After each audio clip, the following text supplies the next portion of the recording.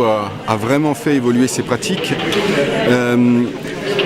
Et avant d'avoir fait évoluer ses pratiques, le réseau, je crois, a vraiment dit que c'est un chemin, le pouvoir d'agir, qui doit permettre de contribuer à ce qu'il y ait moins d'injustice, à ce qu'il y ait plus de justice sociale. Donc, et du coup, des tas de choses s'essayent un petit peu partout.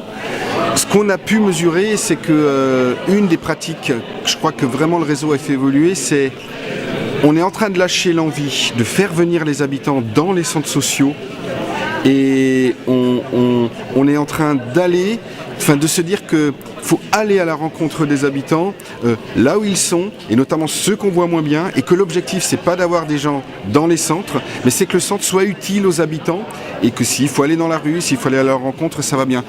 La bascule se fait petit à petit, notamment sur cette pratique-là, je crois. Ouais. Alors, ce qui est marquant dans les pas réalisés, c'est qu'il y a eu une effervescence très forte dans l'envie de se former, l'envie de comprendre, l'envie d'interroger l'utilité. Donc là, vraiment, il y a eu une vraie effervescence dans tous les sens. On s'est formés les uns les autres, on a formé d'autres gens du réseau qui se sont eux-mêmes reformés, qui essayaient des choses sur le... Ça fourmille. Notre présidente parlait de ruche, c'est un peu comme une ruche le réseau sur cette question-là. Voilà, je crois que les 4 jours qu'on a vécu là pendant l'escale, ils ont servi un peu de faire une photographie de comment cette ruche elle a produit des choses précises. Mais en même temps, notre réseau, c'est 1200 centres sociaux, chacun singulier. Et donc, voilà, chaque abeille fait son travail dans son coin et ça bourdonne vraiment partout, quoi. Je crois qu'on pourrait parler de ça plutôt que de voir un pas dans le réseau.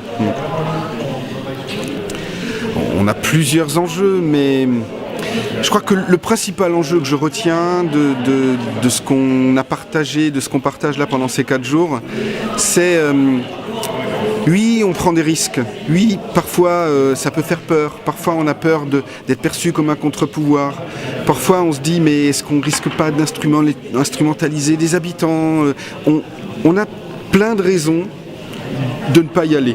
Et je crois que le principal enjeu, c'est de se dire, de faire ce que Yann Le Bossé appelle le pas proximal, c'est de faire ce pas qui est possible. Et puis on verra bien ce que ça donne, et si on s'est trompé, c'est pas grave, on régulera, mais on avance. Donc osons, allons-y, puis on est prêt.